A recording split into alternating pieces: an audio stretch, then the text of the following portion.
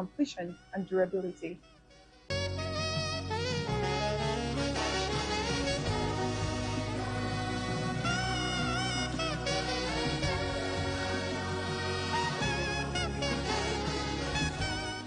I've been coming here to monitor the pace of the project.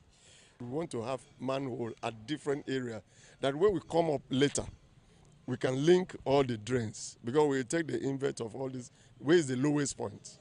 We have to take water out of the lowest point and put everything will come back to this underground drain. From the assurances, within the next 1 week, the casting. So before the end of this month, let's say the casting will be done. We have 21 days for the casting to cure. But as we have discussed, when we have been able to link this, we start filling the other end that they had casted earlier so that there will be semblance of progress in the work. Because, leaving the other area that has been completed open, bare, without activity, people feel that work is not going on. Because, this is a highly technical job. Safety is of utmost importance because we don't want to lose life because the state government is doing road. And I think from all projections, I'm sure we are not going to that January, bearing the fact that the rain will permit us. I don't think because immediately we link this, other activities will start happening so that we can finish the job on time. And that wraps up our new segment of the program. Remember, it is during our darkest moment we focus to see the light. I am Mary Emmanuel. Thank you for watching. Akwa Ibom, rising. On the next segment of Ariseakwa, Ibom, we'll be joined by the Senior Special Assistant to the Governor on ICT, who will be sharing more insight on the newly launched Arise Youth Employment Portal. Stay tuned, it promises to be revealing. Hello everyone and welcome to another segment of this program. It's Guest Apartments, and this segment we bring to you recent trends and development in Akwa Ibom State, because it's no longer news that Akwa Ibom State Governor, through the Directorate of ICT, have opened, of course it's live, the Youth Employment Portal right here at Akwa Ibom State is live. Recall that on Monday that this portal was opened, and just 4 days into it, we need to know how far, what has been the updates like. And that's why we bring to you today in the studios, our guest is right here to answer all the questions, and of course to tell us how it has been. Has it been working as envisaged, or there's certain challenges that we've seen so far? So far, how many people have registered in the Youth Employment Portal in Akwa Ibom? All this we bring to you in this segment of the program, and that's why we have the Senior Special Assistant to the Governor on ICT joins us on this program, talking about Dr. We call him the legendary Dr. Frank Ekpeya, is right here with us in the studios. Good afternoon and welcome. Yeah, good afternoon. Thank you. Thank you for having me. Grateful. What is the pleasure has it been? Do you feel relieved? I understand that there are stages, in executing projects, before, during, and after. So, how are you feeling now? Are you relieved, or tell us? First of all, I have to say a big thank you, obviously to God, for the opportunity to be here. Then, I'm super grateful and thankful to our governor, Pastor Minor, PhD, you should add. It's not easy to get those, right? For the vision, the temptation is there for everyone or anyone to think that it's a Frank Udekwa young thing. No, it's not. I'll tell you that. This is the vision of the governor. He understands where he wants to take this. And without mincing word, it's quite easy we know what the outcome would be. We have some people that need a job. We could have known that without even, without starting this process. He knows that people need a job, but why are we doing it this way? The purpose is to draw this into his consciousness. How can he, using the instrument of, government, to be able to get people employed? A lot of contracts are signed. There's a lot of construction, a lot of all sort of contract. How can the governor, with the number, with the statistics, with the facts, be able to actively review this number? So that's the objective. Are we relieved? Yeah, I think so. The system is doing what we wanted it to do, as you can imagine. We're quite excited about that. The numbers are interesting, and it's a good day. All right, I think we're going to talk about it like in facts and figures. Numbers so far recorded, the numbers so far registration as at the time of discussion. But we're going to talk about that. This is a government that, campaign on the platform of with assurances of tribal people that is coming to do an e-government. Before we get to talk about the youth employment portal specifically, I would like you to tell us how far has it been the implementation of the e-government that the governor talked about in campaigns at the period of the 2023 Nigerian elections? I would say it's still early days, but as you can imagine, it's going to be 17 months. Yeah, because you're not going to just bring something from, you wouldn't change everything in one day, would you? No. For me, it's just bit by bit. For example, on land, we're talking about GIS. In the next few weeks, that's going to be the next talking point, in terms of how land are being processed. Then we're looking at, youth employment portal, which we'll probably talk about today. So that's also progress. The student bursary, for example, is paid digitally. That's progress. The farmers 2 billion grants, the traders 2 billion grants, so all those bits, those are all different programs that are coming on board this. And also there's something called the Open Office Productivity Suite. Everybody in government, or most people in government, do have, a licensed Microsoft Office account and Outlook and Teams, it's a gradual process. Absolutely. You need to understand the beautiful thing about a governor. I think the key word is sustainability. It's not just to start something, but to see it through. And so far, this has been great. So I think e-government, yes, it's a marathon, right? Not a sprint. So by God's grace, I think we're making progress. Right, apart from these things you've mentioned, are there other things about it? We were talking about e-government in particular. Are there other things that you've not mentioned? Because we have other time to talk about it. So many had expected that the governor can still hold meetings, executive council meetings, virtually, even when he's not around. So how far has that gone?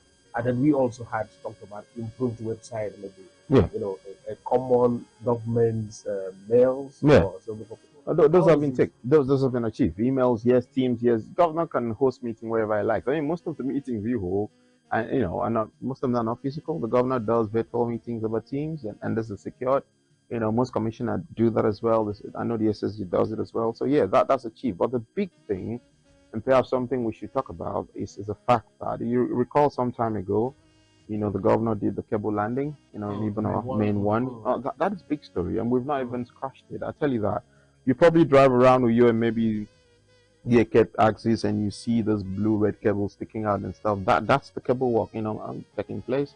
And I think by first quarter, that will be lifted up. And the agreement they have with the state government that's supposed to provide connectivity to key government infrastructure, and also light it up. We're going to have up to 2, gig, which is 2,000 megabits per second kind of internet, which is really fast. So that is the backbone for any e-governance thing. But without Main 1 coming on board, without that capability coming on board, there's still quite a lot, that is, that's being churned out of the pipeline. So I think it's, good days ahead. I think I'll be unfair to you if I don't commend the public, congratulate your team for the excellent job, that was done in the bursary platform, the bursary portal.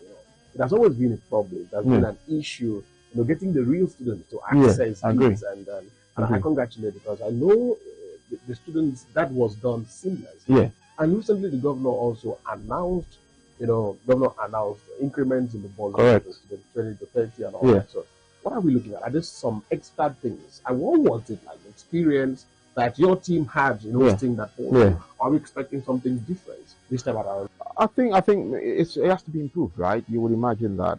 For example, the previous time, and this is where the lesson is coming from. I know your big talking points, once we launched the Arise Youth Employment Portal has been VIN or no VIN, blah, blah, blah.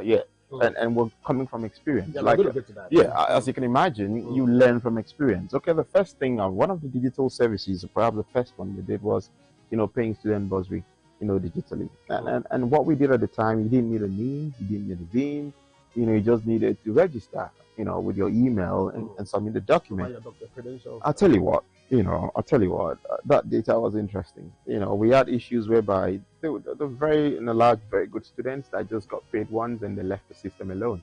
But the other students that keep coming back. So we had to use some really interesting technologies, artificial intelligence not excluded, to be able to understand, if the accounts are unique. For example, we found out that most people have 10 accounts, 6 accounts, hoping to be paid. And at a certain time, we had to just announce to everyone and say, look, if you've got multiple accounts, go in there. When you log in, you will see we've exposed all your accounts to you to see. Please delete everything and just leave one. Once you do that, we will pay you.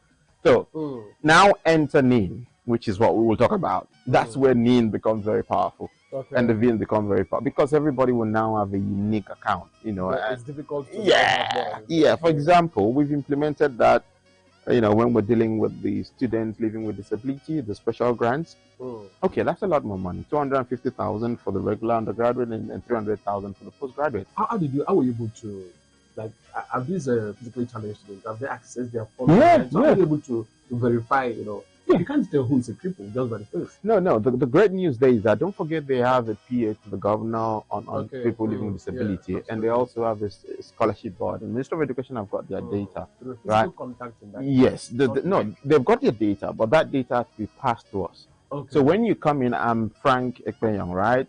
And I think I want to apply. Yeah. So we need to check and confirm that that person behind a computer is actually Frank Ekpenyong, right? And once we confirm that, I'll tell you what, the numbers they posted is not the numbers that claim the money. That's the honest truth.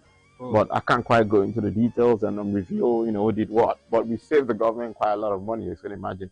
So back to the big question, which is what would happen with the student bursary? You would expect to have a need. You would expect to do a facial verification. Once you pass those, you would expect to have an account because next year government will pay this. If you're still a student at the time, you don't need to do this again. You probably stay at home and you just get paid, you know, without doing anything, you know, because you have an account, you've been validated, we know how long your school year is, you know, so we're going somewhere, right? But the initial problems would exist. Once we surpass that, you know, no doubt, I think it's going to be great.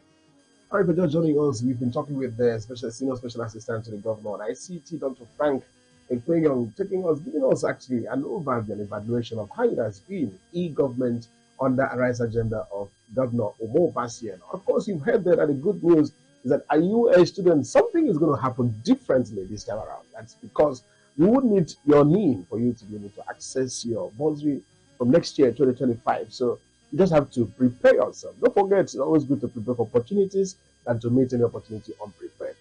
I know many people are eager to get us talk about the employment force. Yeah. But before then, because you mentioned the 2 billion grants to traders, I think I will have to quickly, tell us how it has been, the preparation and expectations of the traders. Don't forget that these are people in the informal sector. Yeah, I agree. And then most of them, when they came, some of them will say, okay, considering the political undertone, when we voted for the governor, he didn't ask us for it.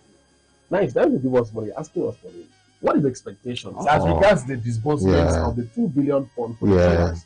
Yeah, I think if they want to be really honest and fair, they will want only traders to access those stuff on, and they would only want one person to access it once.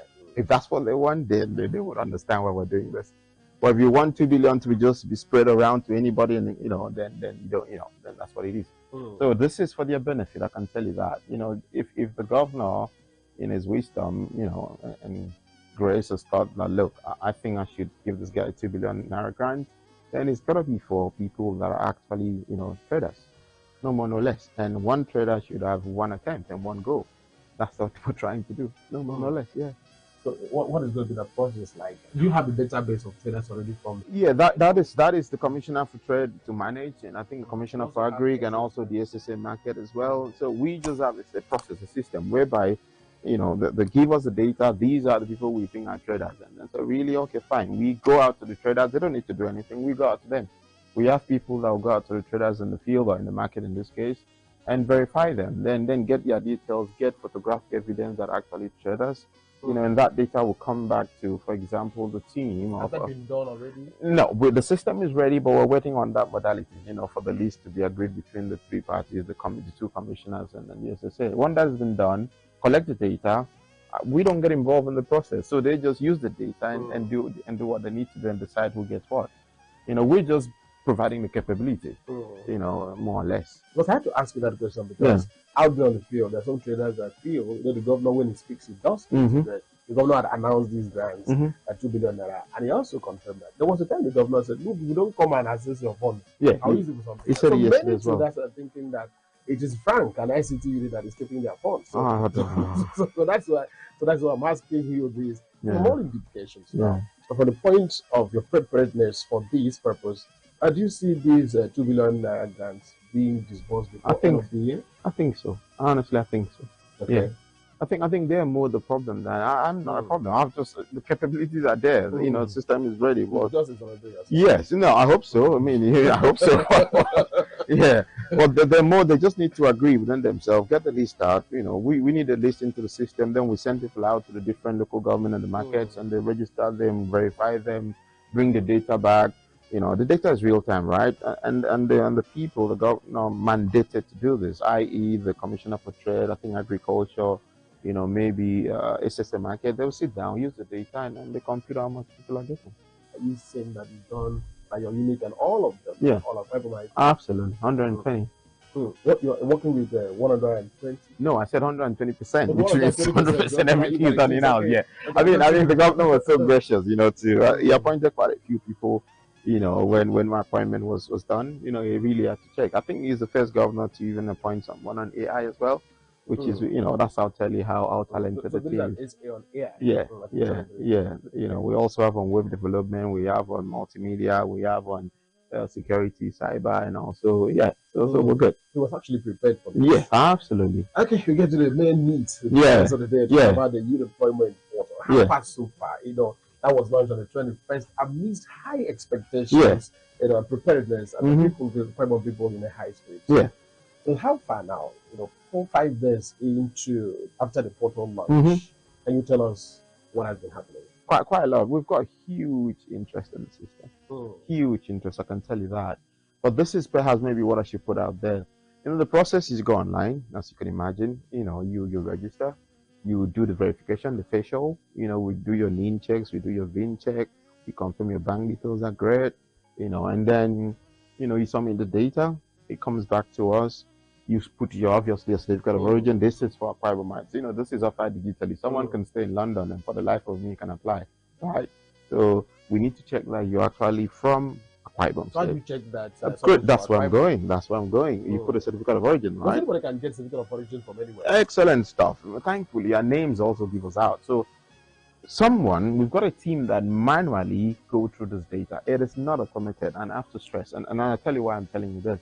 Because someone will say, look, I registered 2 days ago, I've done everything, but I haven't got the password to log in. Why have you not got the password? Because we're coming to that. People have to manually look at all the data streams we've got to confirm that this guy, with all probability, is from Akwa Ibom, or this lady. And once it does that, verifies it, you get a password, encrypted sort of, alphanumeric sort of numbers. You use that password to log in, then you can complete your profile. You're good to go. So how long is what is supposed to be the turnaround time for this? The point of entry at the time of getting a password.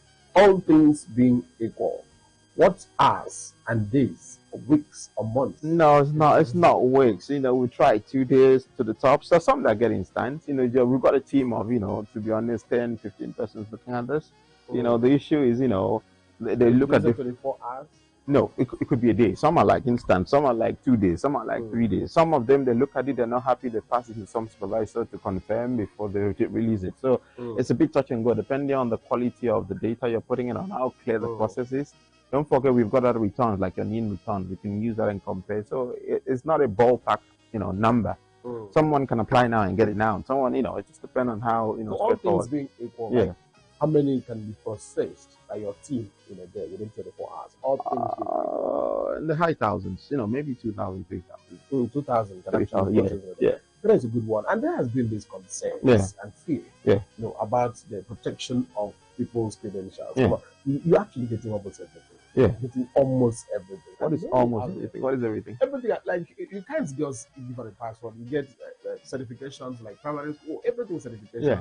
Of course, it's also requested for NIN, requested for voter's card. Is that really necessary? Yeah. Voter's card. Why do you need voter's card? Because you have to be a Nigerian, which NIN already handles. Yeah. So why voter's card? Yeah. Great question. Again, don't forget your NIN, right? Your national identification number is just to affirm you're Nigerian. Suppose, you have a phone number. It's not really a citizenship. You got a phone number that you can tie to. That's how the own NIN came about. Now, don't forget there's an application for Akwa Ibomites, right? So having a NIN that's verified is not enough, all right? We need another secondary means of, how we can verify you, to ensure that you have ties to Akwa Ibom. And that is your voting, data. If your vein sits, it's within Akwa Ibom, that's a strong case that you have strong ties to But Akwa Ibom. we have non-indigenous who vote. I agree, I'm coming. That's why I said it's also a means of identification. Don't forget that. But also, what is even more critical, and people don't understand this, is that the vein data segments the data all the way to the wards and the polling unit. Why is that important? Don't forget, His Excellency the Governor during the youth, rally. It did say very clearly, and he's been saying it. It's going to get 5,000 youths, right? Equally spread across the wards, and those guys will be given some grants, 50,000, for perhaps 12 months, and then we see how we move them to proper employment. This portal will still be used. Exactly. So now, of that. Now you're coming close to the answer. How do I know that it's equally distributed if I don't have the ward data? And that's where the vein is so powerful. You understand that I can spread this data and automatically, spread the allocation. Does that make sense? So I don't know. I mean, I read these things and someone sent it to me. It was actually a nice read. No, it's I don't know. You see, we're sort of missing the big picture. All right, I've asked for bank details. How come nobody said, "Oh, why you want my bank details for?" Why wasn't that nice? You also get BVN. No. Because there's no need. Neen and Vivian about the same thing, but I've got a bank detail. The bank details are validated, right? Okay. Yeah. So why do you want my bank details? No one said any word about that. Of course, everyone should be. Yeah, can you imagine? Yeah. Why do you want my bank details? No one said anything. but this is the story, and for me, we're missing the conversation hugely. I see hugely. I mean. I read the Bible a lot. Galatians 3:1 said, "Oh, Galatians, oh, you foolish Galatians, who bewitched you?" I mean, what? Really? I mean, the governor is looking for a means to actually match employer, to employees. And what matters to you is, I mean, we could have used a pen and paper and be writing this thing. Many are also asking that when you're talking about, if you understand when you say that somebody is unemployed, or when you say that somebody is underemployed, that is an unended statement, because I can't be earning. I can be earning 100,000, but for me, because you can't take care of my needs, I consider myself. I don't even think we should go into that conversation. But we'll come there. Hold that thought. Not a problem. Let's deal with this issue of the VIN, no VIN, need, no need, right? So the point I was trying to make is that the government is saying, look, let's find a way to understand the problem we have. With all due respect, the discussion should be, what is the problem we have? How do we solve it? That's the big question. I tell you that. Not whether you're getting my NIN or getting my VIN. I need to make sure, if you're going to use government service, I need to know you. You walk into a bank, you must do a KYC, whether you like it or not. Why don't you go more at the bank? You must do a KYC. Government wants to understand who's coming into their portal. It's as simple as that. That's the fact. And someone say, "Oh, it's against data protection." Who told you? It's very clear what this data are used for. Data protection law doesn't say that the requirement has to satisfy you. You're not the data commissioner. It doesn't say that. We've told you what we need the data for. You don't agree, don't use it. Right? That's the rule. Is that compulsory? Yes! And by the way, right, if you're really honest and sincere and really wanted to help government or be a data commissioner, you could have written to government and said, "You know what, I've got concern here." But you go and write things left, right, and center, purely misinformed. The objective is clear. We need to know the people that come into the portal, so that government can design how they help them. It's very important. And I've said it. 5,000 you spread across. How do we do it? If I had told you, which ward are you from? Most people don't know their ward. But the VIN would break that down. We can, so you can understand. So for me, when you got to be really focused when you want to achieve something, and that's what a governor does. And for us, we interpret that very clearly, and that's what we try to aim to do, and that's the purpose. And I hope the data we're getting seems to be influenced by all these issues. I think the real discussion is people need jobs, and that's what the discussion should be. It's not about fancy technology. It's about, can people get gainful employment? And I was hoping we would have that discussion. I was hoping, I don't even understand, because when you start to have that discussion, yes. So some people not for you, but I'm talking even in the public space. That's the discussion we should be having. Not a NIN, VIN. No. There's some people that feel that immediately they register, they have automatic employment. There are many still thinking in that regard. Even when we know, personally, I know it is a platform where you match employers, with the employees. And another question has been, where are the employees coming from? Is it just going to be government? I think you really need to get it clear, pointedly let people understand this employment portal. Is it just to open an account to own it, or are there some hopes about being matched automatically? What happened to some people that were, like in the case of the 5,000 employment, like the governor talked about, and what happened to some people whose names were taken, but they don't have these requirements? Does that what requirement? The requirement, like the voters' cards, maybe the NIN number. Don't forget, during the rally, the governor talked about this, and also said he gave the target is 100,000 youths. It doesn't mean that any youth that doesn't have these requirements can't automatically not have access to these governor's gift to the youth. Yeah, but I mean, let's be honest, right?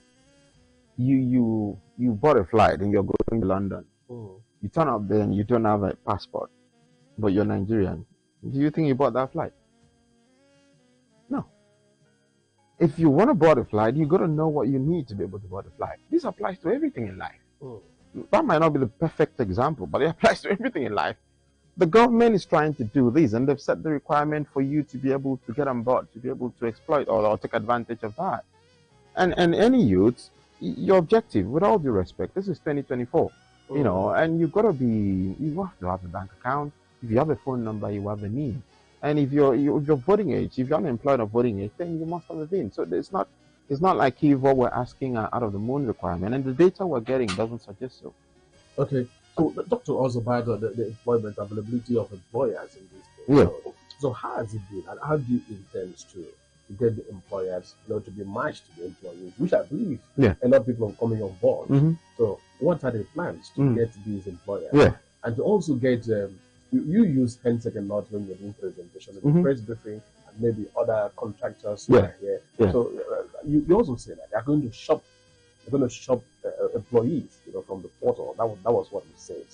So far, how far have we also had influx of employers indicating interest for this? Yeah, quite a lot. I'll tell you that. And not within Akwa Ibom alone.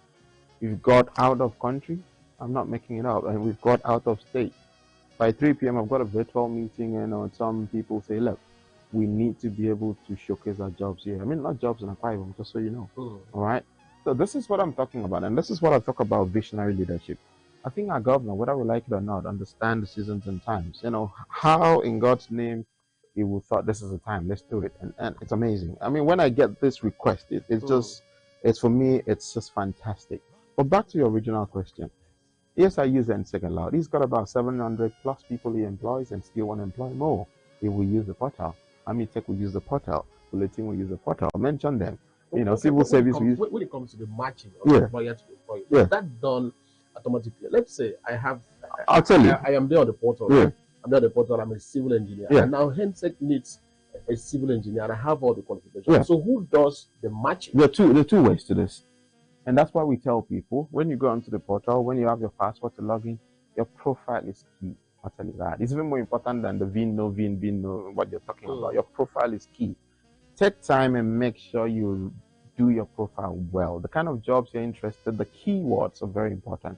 Right? Now, there's two ways to get a job. I mean, get invited, shortlisted for an interview. Number one, you apply. So every employer would have an account on the platform. So that is created. You can't apply when you're not contracted. No, right? Employer. I said. That's what I mean. You can't. I'm coming there. I'm coming there. Every employer have accounts on the platform through the Ministry of Labor and Manpower Planning. Okay. All right. I use another employer, Mr. XYZ. So that I'll stop pushing people's name. Mr. XYZ has an account, on the platform. Mr. XYZ has got a job and he wants to employ 50 people, 100 people, and that's his requirement.